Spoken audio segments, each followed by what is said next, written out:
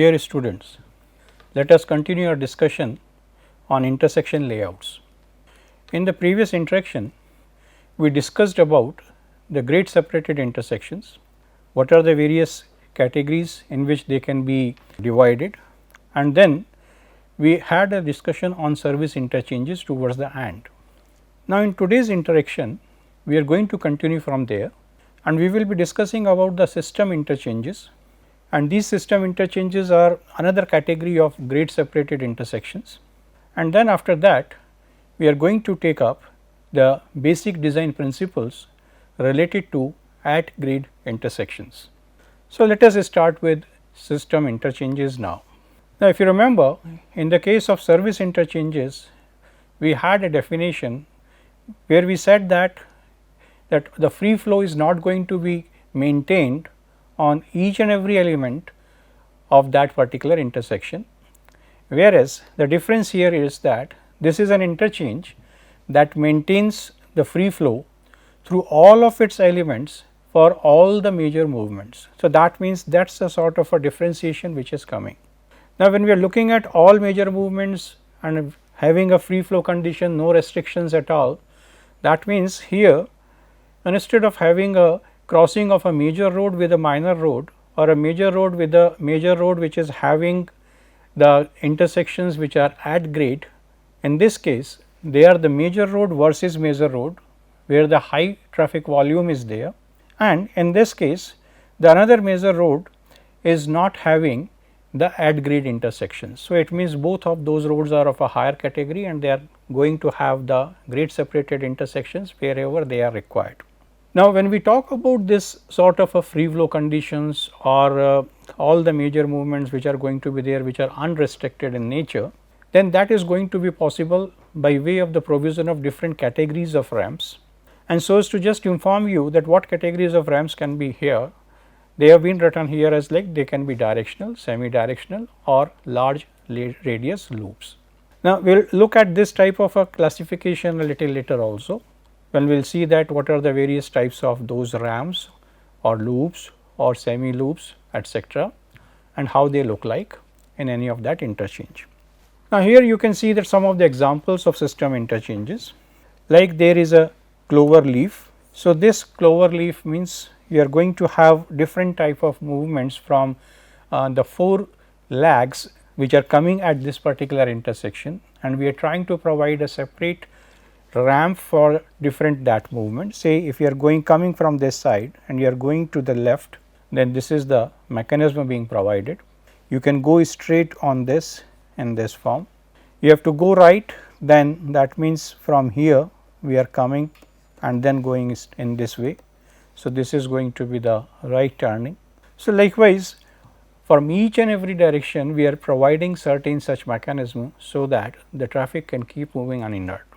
Now, there is another case which is defined as direct, where for each and everything means you are going to get a direct connectivity and there is no such even this type of a condition where you are getting a merging and then going forward in that.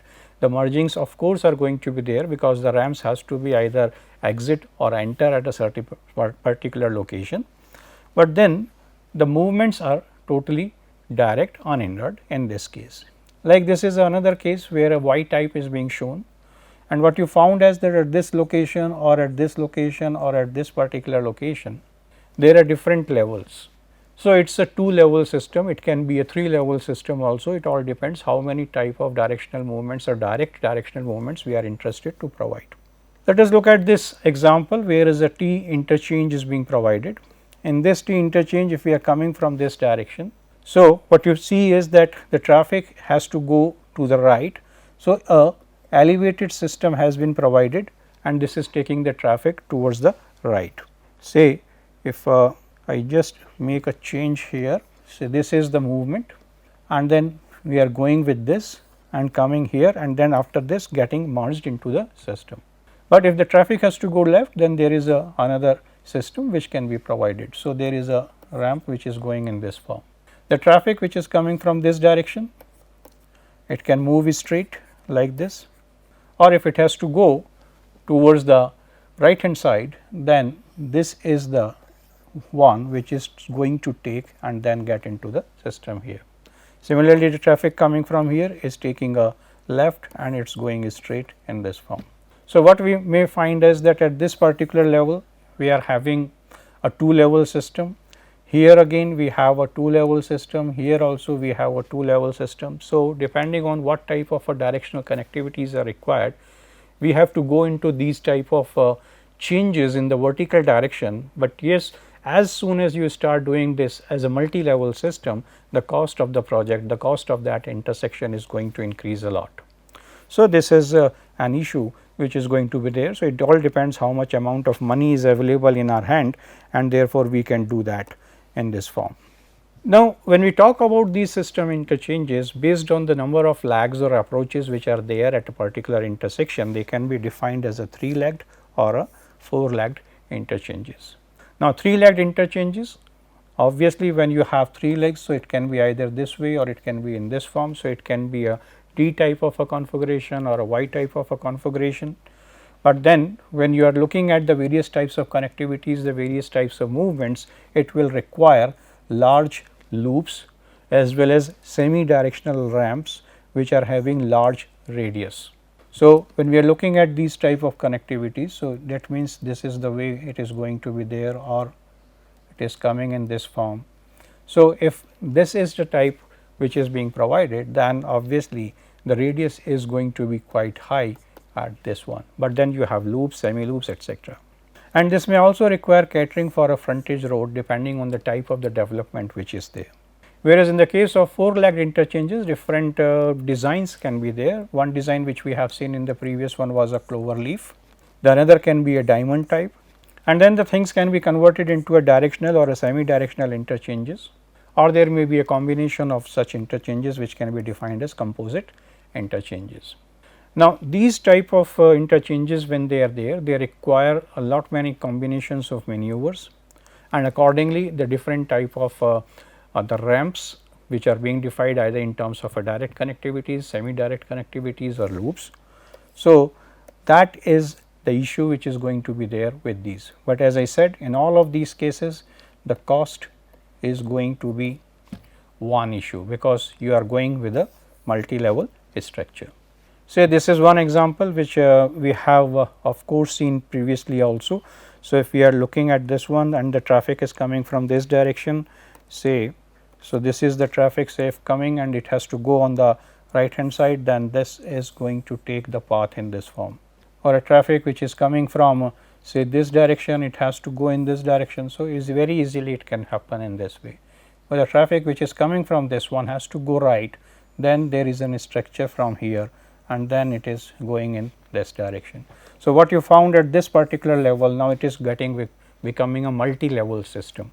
So, you have a ground level, then you have a elevated road here and then another elevated road here. So, you have different levels at this one, there are different levels at this point, there are different levels.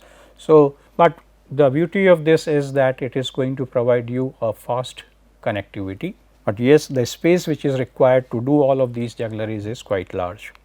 This is a clover leaf arrangement where this main highway is moving like this at the top, and the bidirectional traffic can be there.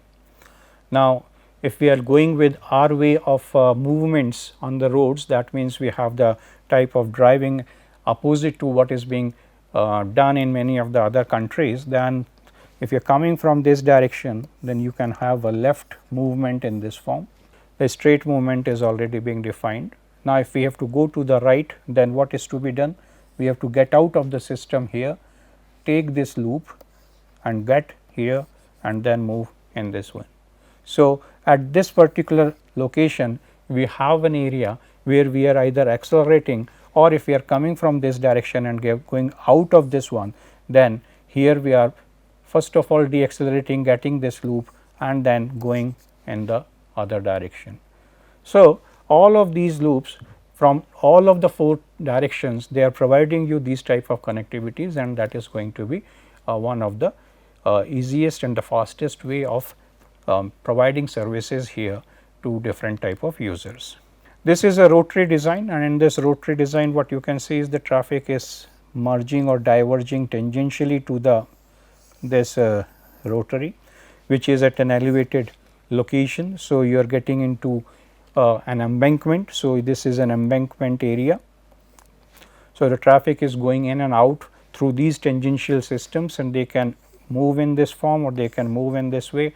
So, if they are moving in this form and there is a traffic coming out of it, that means at this particular point there is going to be weaving, and here it is going to be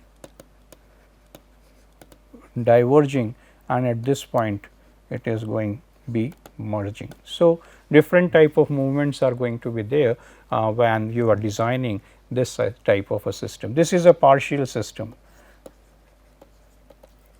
So, what we found is only 2 clover arrangements have been provided, not many, all directions have been provided. This may be because there is no requirement of doing that, and the traffic which has to go to the say the particular direction. So, if the traffic is coming from here and it is taking this loop and going this way. So, that right directional traffic. So, from this one it is probably required. Similarly, when it is coming from this direction and then going, and then in this form it is moving.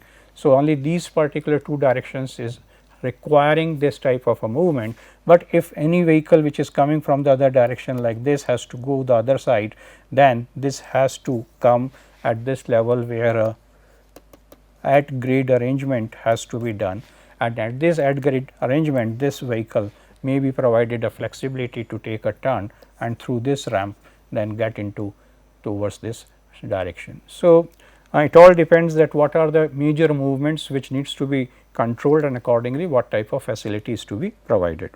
This is another typical design which is a sort of a combination of add grade and grade separated as well as crisscross movements being shown. What you can see is that the traffic is moving in this form and then this form. So, there is type of a crisscross conditions are there. At this level there is an elevated condition, whereas here the junction which is provided, that is coming at same level from all different directions. So, again this is one another type of a design which can be provided. So, it is a cross as well as other thing. Now, let us come to the design principles. That is the second part which we thought of taking up. So, these design principles which we are going to look here, they are related to add grade intersections actually. So, this is one example of an add grade intersection.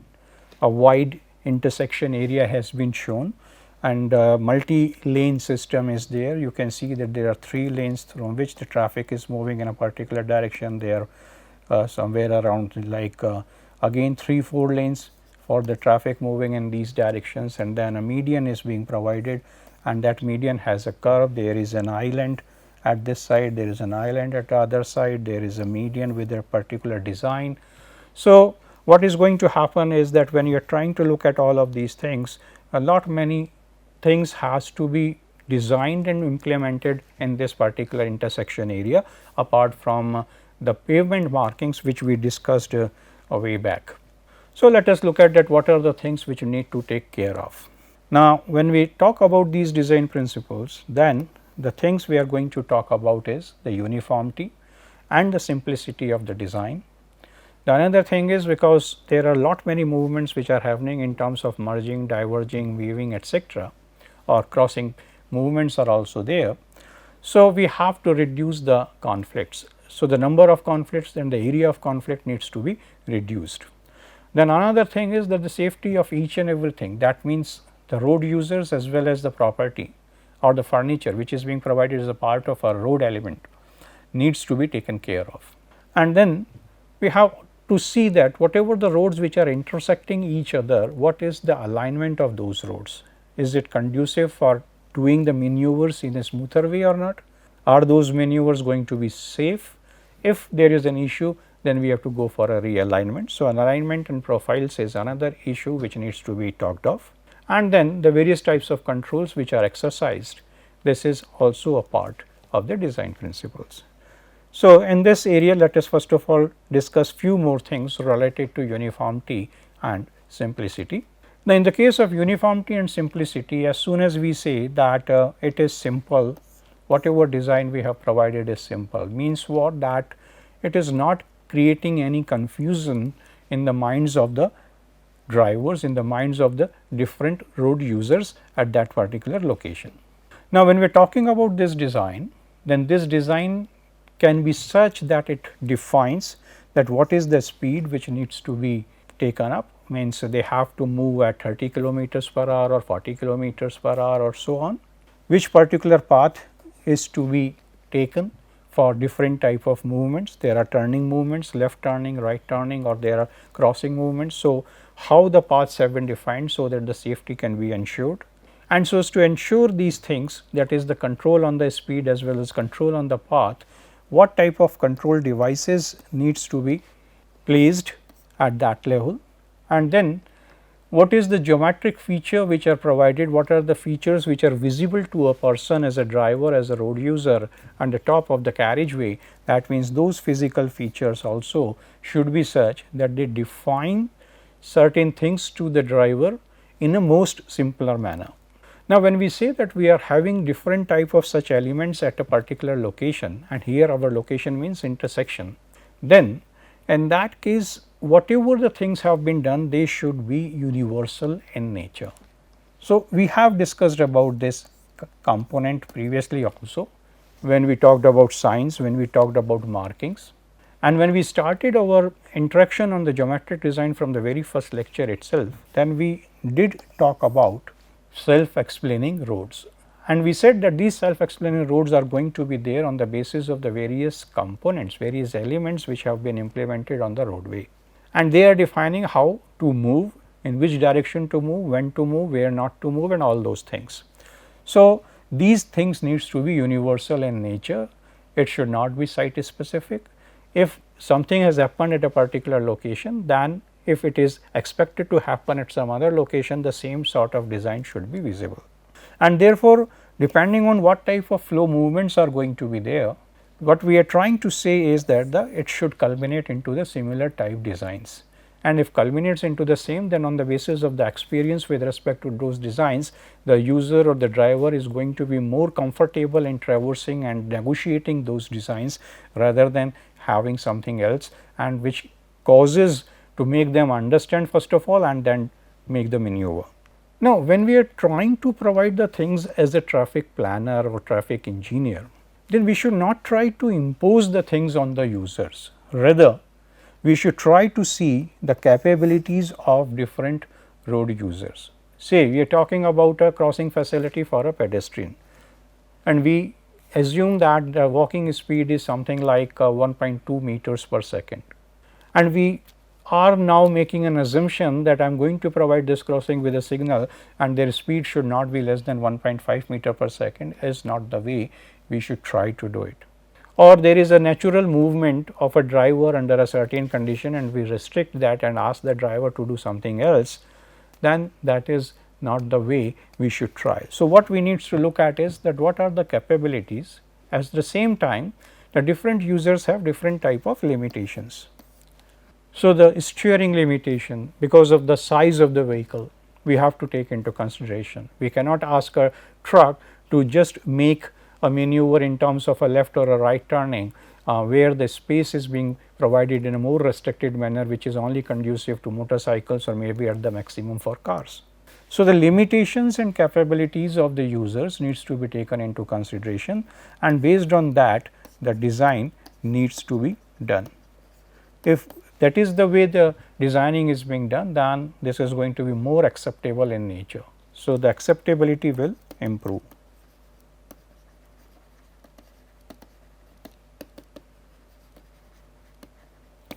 Now, another thing is it should not be based on expectation to follow. That is where I said that it should not be on the basis of the planner's thought process.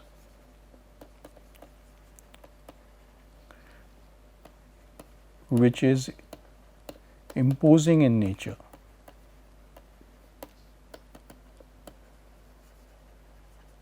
So, that should not happen. Not complex, requiring decision making. Decision making means you have to first of all stop your vehicle, try to understand what is happening in front of you, and then you start moving. By that time there is a queue being formed at the back of your vehicle.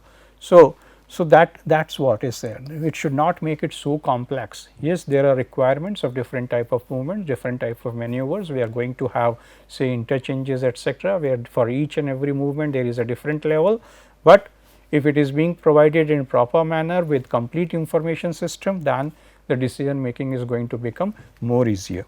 So, when we are looking at this uniformity and simplicity, that what are the various elements which we are trying to look at is that what speed we are considering. Now, there are different elements, and for different elements different type of speeds may be required to be considered while designing them. So, design speed is one of that element, and then on the basis of the approach speeds, on the basis of the turning speed, some of the elements are going to be looked at, and we are going to talk about these things in some future interaction. We have to look at the curves, the corners, the radius of the islands which are being provided so as to segregate the movements, the turning paths which are going to be defined on the basis of the steering capabilities, on the basis of the turning radii of different categories of vehicles, super elevation again on the basis of the speeds we have to look at, the levels of shoulders and the widths being provided. If there is a movement and some of part of the vehicle gets out of the edge of the carriageway, then if the shoulders have been provided at the same levels and they are wide enough to accommodate that, is going to be helpful. Speed change lanes and their lengths, because when we say that we are going to change our speed from 80 kilometers per hour and now we are taking a turn, and in this turn we are going to move out, and at this point the speed is going to be 40 kilometers per hour. So, there is a change from 80 to 40. So, we have to provide a speed change lane like this. So, there is a deceleration lane here.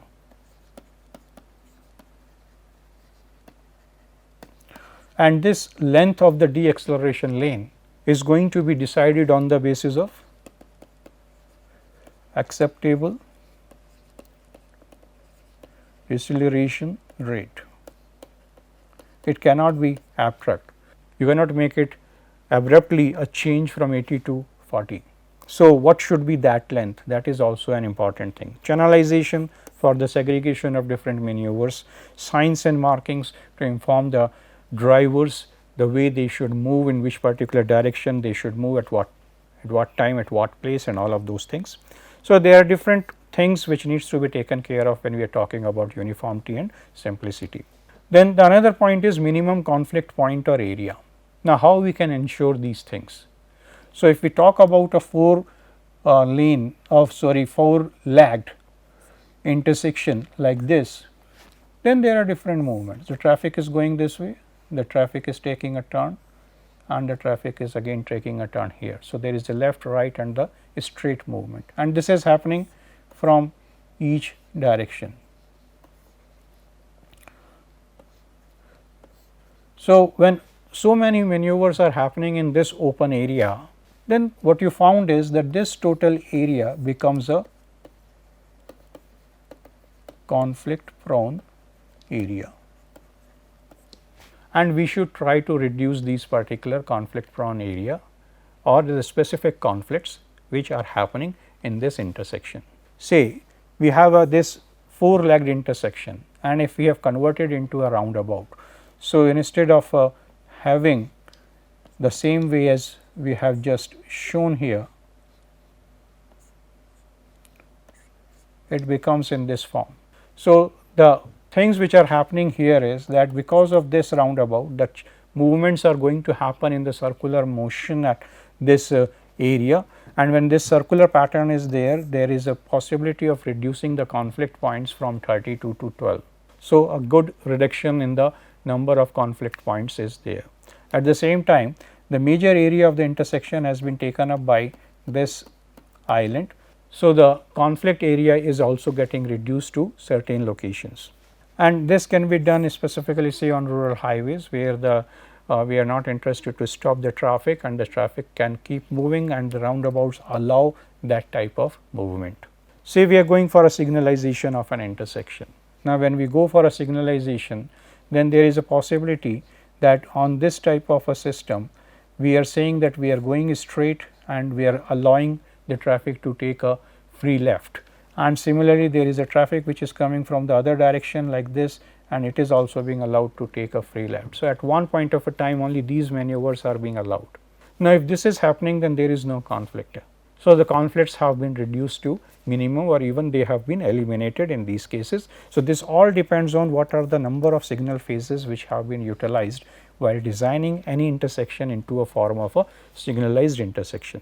Channelization is another thing which helps in ensuring the smooth flows, the more safer flows, and at the same time it allows a different type of maneuvers to take place. So, that is being achieved by way of the provision of different islands, and the design of these islands will be the point which we have to look at when we are talking about this channelization. There can also be a possibility that so as to segregate the movement of different categories of vehicles, we can also think of prioritizing the crossing traffic. Say we are giving first of all the priority to the bicycle or the priority to the public transport. So, there can be a bicycle box at the front of the motorized vehicles. We have seen some of the such diagrams or the photographs previously, or we are saying that give way sign. That means first of all you have to allow the vehicles which are moving at a cross movement to take their way, and then once that is done you have an opportunity to move, then move inside. Or the crossroads of the same importance are there, then the priority can be given to the traffic on the right. So, that is a thumb rule which can be utilized while looking at how the traffic needs to be allowed to move, or converting a four-legged crossing into a staggered crossing. So, instead of having a crossing like this, what we are saying is that the crossing has been made in this form. So, that is a staggering which can be there, and these crossing arms which are there, if they are placed at a distance more than 45 meters, then that is going to be a good way of doing it. But when we are talking about this type of a system, say the traffic comes here and this way. So, this the traffic which is coming from here goes this way and then this way. So, this is a right left stagger, or the other way is that it is in this form. So, the traffic coming from here goes this way and this way, then this is a left right stagger. Now, right left, that means this is R L. So, this is better than L R. Now, what may be the reason of this is needs to be looked at. So, when we are talking about this, where first of all the right movement is there and then a left movement is there, where spacing at the most absolute minimum is being shown as 15 meters. What happens is that there can be a stop line here. So, this is a stop line. The traffic is moving straight in this form as well as straight in this way. Two directional traffic is there here. So, the vehicles which are coming on this side, they stop here, they find out the way that whenever the opportunity is there, they are going ahead. So, as soon as they found that there is an opportunity, the vehicle moving on this side or the vehicle from this side is at a distance away. So, this vehicle comes in this position and then it becomes a free left. So, the vehicle goes into this direction. So, there is a one thing which is a crossing movement, and the rest is a simple movement which is happening.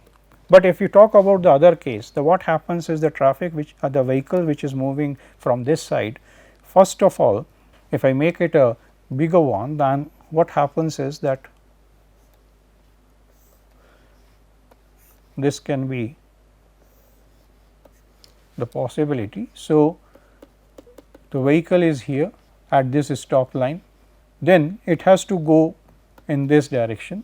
So, this vehicle will get here, then it is going to cross, will come in the position here, and then it is going to take a turn. At the same time, there is a traffic which is moving in this direction. So, first of all there is some conflict here. Then if it is a two lane system, then the conflict can come on this side also, and then a conflict is coming here. So, at this point this is basically getting merged. At this one, this is weaving which is happening, and then it is diverging. And when this vehicle is standing here, so as to wait to take a right turn, there is a possibility of the queuing at the back. So, so many things are going to happen when you are going for this left right system rather than a right left system, and that is the reason this one is being assumed to be better than the other one. Then the another thing is that when you have to control, as I talked about in the previous one. So, we were talking about this right turning traffic. This right turning traffic can be controlled by way of the provision of either a right turning lane or the channelization on the minor road, or giving the priority to the right turning lane by way of the signals, or there can be a police control. So, when we say that it is being done by the right turning lane and the channelization, then it is something like this way. So, the traffic, the vehicle which is coming from here gets into this lane and stops here. So, this is a right turning lane, and then as soon as there is an opportunity, this vehicle is going to take a turn. So, here we have a stop condition which is there, and if this vehicle is coming from here, then here also we have a stop condition. And right turning lane on a major road will help in preventing rear end collisions. The reason being that the vehicles which are coming from here, now if this vehicle is stopping here, then there is no other vehicle which is going to hit at the back, because these vehicles are already having a slower speed. So, that is the way we can improve the things. And the provision of left turning traffic, the provision of left turning traffic can be provided in different forms. Say we are coming from here, so there is a road. So, what we do is, as I have shown you previously too, so this traffic gets into this one. So, there is a deacceleration and then it is going out, but in the other case what happens is that the traffic is coming from the minor road, it is going on the major highway. So, this comes into acceleration lane and after some time it merges. So, we have a deceleration lane and we have a acceleration lane, depending on whether it is an exiting or a entering traffic from the main highway to the minor road. So, that is another thing we can look at. So, this particular one is talking about the various types of conflicts which can be there, and then based on the way the provision of the channelizations has been done, the medians has been done, and the different movements have been segregated out, what we can see is the continuously we can reduce the number of conflicts, say even to 3 in this particular case. So, it all depends on how the movements have been controlled and how the things have been done. So, we can stop here and we will be continuing from here with our further discussion. Till then, thank you and bye.